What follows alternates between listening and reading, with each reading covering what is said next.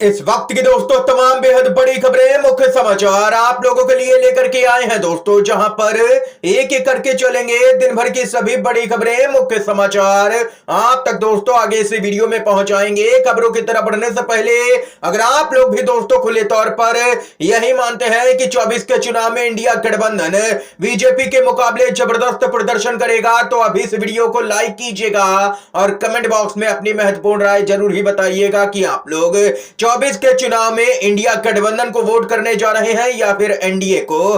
दरअसल दोस्तों पहली बड़ी खबर बताते चलें, सुप्रीम कोर्ट ने दे दिया है ऐसा फैसला कि बीजेपी के अंदर मचा हड़कंप, हर आलोचना को अपराध माना गया तो लोकतंत्र बचेगा ही नहीं। सुप्रीम कोर्ट का बड़ा फैसला बताते चले। सुप्रीम कोर्ट ने अपने एक फैसले में कहा है कि प्रत्येक नागरिक को सरकार के फैसले की आलोचना करने का पूरा अधिकार है।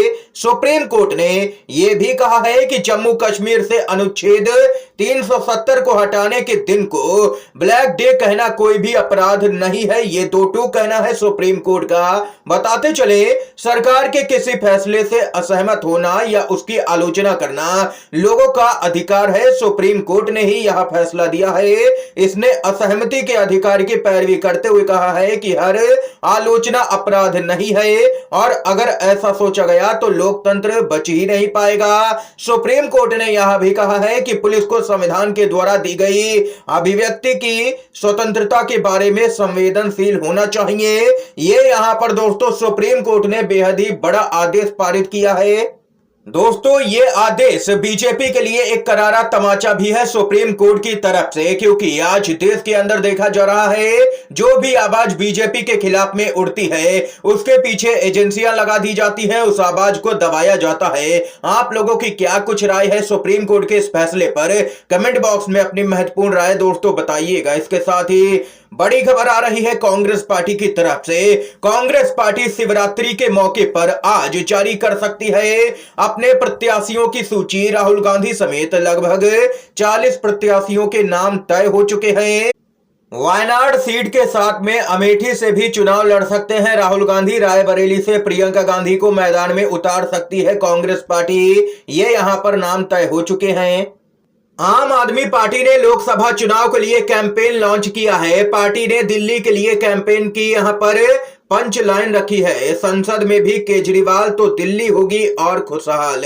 दिल्ली के मुख्यमंत्री अरविंद केजरीवाल और पंजाब के मुख्यमंत्री भगवंत मान ने साझा प्रेस कॉन्फ्रेंस कर दिल्ली में यहां पर लॉन्च किया है कैंपेन। इस दौरान पार्टी के दिल्ली के सभी 4 घोषित लोकसभा उम्मीदवार भी साथ में मौजूद रहे। इसके साथ ही दोस्तों एक और बड़ी अपडेट आ रही है, जहां पर एसबीआई ने यहां पर इलेक्टोरल बॉन्ड की जानकारी देने के लिए सुप्रीम कोर्ट से मांगा समय, तो भड़क गए सीजीआई डीवाई चंद्रचूड़। सीजीआई ने कहा हम एसबीआई के खिलाफ में अवमानना का मुकदमा चलाएंगे। जी हां दोस्तों, यानी कि अब एसबीआई और केंद्र की सरकार की मुश्किलें यहां पर बढ़ती हुई नजर आएंगी आने वाले समय में। बताते चलें 70 साल का पाई पाई का हिसाब मांगने वाले आज इलेक्टोरल बॉन्ड का हिसाब देने में लड़खड़ा रहे हैं। सुप्रीम कोर्ट से उनको झटका लगेगा चुनाव से पहले, यह भी तय माना जा रहा है।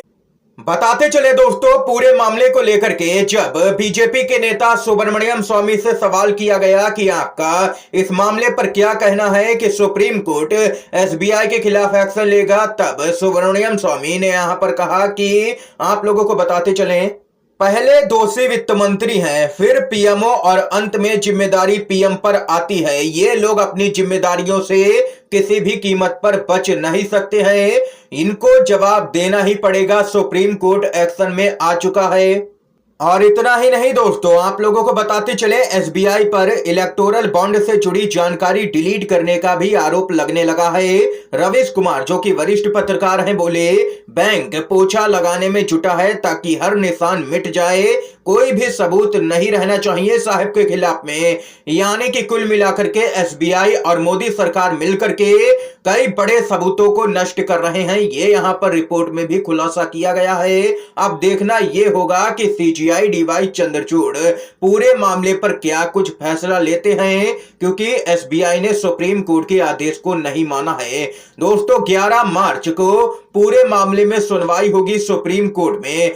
जो भी अपडेट होगी हम आप तक पहुंचाएंगे। चैनल को सब्सक्राइब करके जरूर ही रखिएगा। इसके साथ ही बड़ी खबर आ रही है, भारत जोड़ो न्याय यात्रा से दोस्तों बेहद ही बड़ी अपडेट आ रही है। बीजेपी के गढ़ यानी कि गुजरात में राहुल गांधी की भारत जोड़ो न्याय यात्रा पहुंची। दाहोद गुजरात में राहुल गांधी ने भारत जोड़ो न्याय यात्रा निकाली है। इस दौरान यात्रा में जबरदस्त जन सैलाब भी देखने को मिला है। और वहीं कांग्रेस के नेता जयराम रमेश ने बयान जारी करते हुए कहा कि आज भारत जोड़ो न्याय यात्रा गोधरा जा रही है। ठीक 75 साल पहले देश के प्रधानमंत्री पंडित जवाहरलाल नेहरू जी गोधरा गए थे और एक कांस्य प्रतिमा का अनावरण किया था। वह प्रतिमा देश के गृह मंत्री सरदार वल्लभ भाई पटेल जी की थी। ये यहां पर कहना है जयराम रमेश का। इसके साथ ही दोस्तों बड़ी अपडेट आ रही है, जहां पर बताते चले सपा के मुखिया अखिलेश यादव का एक वीडियो तेजी से वायरल हो रहा है सोशल मीडिया पर, जिसमें आप लोगों को बताते चले कि एक युवक ने अखिलेश यादव से नौकरी पर सवाल किया, जिस पर नौकरी के सवाल पर अखिलेश यादव ने कहा है कि दिल्ली वाले को बेरोजगार कर दो, नौकरी मिल जाएगी सबको। ये यहां पर कहना है अखिलेश यादव का। सिलेंडर के दाम में कटौती पर विपक्ष भड़का है मोदी सरकार पर। इसे भी बताया है एक बड़ा जुमला। जी हां दोस्तों, प्रधानमंत्री मोदी ने आज अंतर्राष्ट्रीय महिला दिवस के मौके पर यहां पर ऐलान किया कि 100 रुपए की कटौती की जा रही है गैस सिलेंडर के दामों में। और वहीं विपक्ष ने सिलेंडर की कीमतों में कमी करने की टाइमिंग को लेकर के सवाल उठाया है। विपक्ष का कहना है कि ऐसा चुनाव को ध्यान में रख करके किया गया है। 9 साल से सरकार में है और वही कीमत घटाने को पहले क्यों नहीं सोचा। आप लोगों को बताते चले शरद पवार गुट की सांसद सुप्रिया सुले ने सिलेंडर की कीमतों में हुई कमी को एक यहां पर जुमला बताया है। उन्होंने कहा है कि मैं इससे बिल्कुल भी हैरान नहीं हूं, आप सिर्फ इसकी टाइमिंग को देखिए। केंद्र सरकार पिछले कई सालों से सत्ता में है, इन्होंने इस बारे में पहले क्यों नहीं सोचा। सुप्रिया सुले ने कहा है कि जैसे ही इलेक्शन नजदीक आया, उन्होंने कहा कि मेरा मतलब है कि चुनाव की तारीखों का ऐलान अगले 5 या 6 दिनों में कर दिया जाएगा, तभी ऐसा किया गया है। बीजेपी जो भी करती है चुनाव को ध्यान में रख करके ही करती है। अभी 100 रुपए कम किए गए हैं और जैसे ही अगर ये लोग चुनाव जीत भी गए धोखे से, तो यहां पर सिलेंडर 1500 तो छोड़िए 2000 भी मोदी सरकार के राज में पार कर सकता है। ऐसा यहां पर विपक्ष ने आरोप लगाया है। लोकसभा चुनाव को लेकर के उद्धव ठाकरे की हुंकार। कहा बीजेपी ने शिवसेना को तोड़ दिया लेकिन हम खत्म नहीं हुए हैं, हम आगे बढ़ेंगे और बीजेपी को उखाड़ फेंकेंगे। शिवसेना उद्धव बालासाहेब ठाकरे के प्रमुख उद्धव ठाकरे ने कहा है कि बीजेपी ने भले ही उनके विधायकों को अपने पाले में करके उनके दल को तोड़ दिया, लेकिन उनकी पार्टी खत्म नहीं हुई है।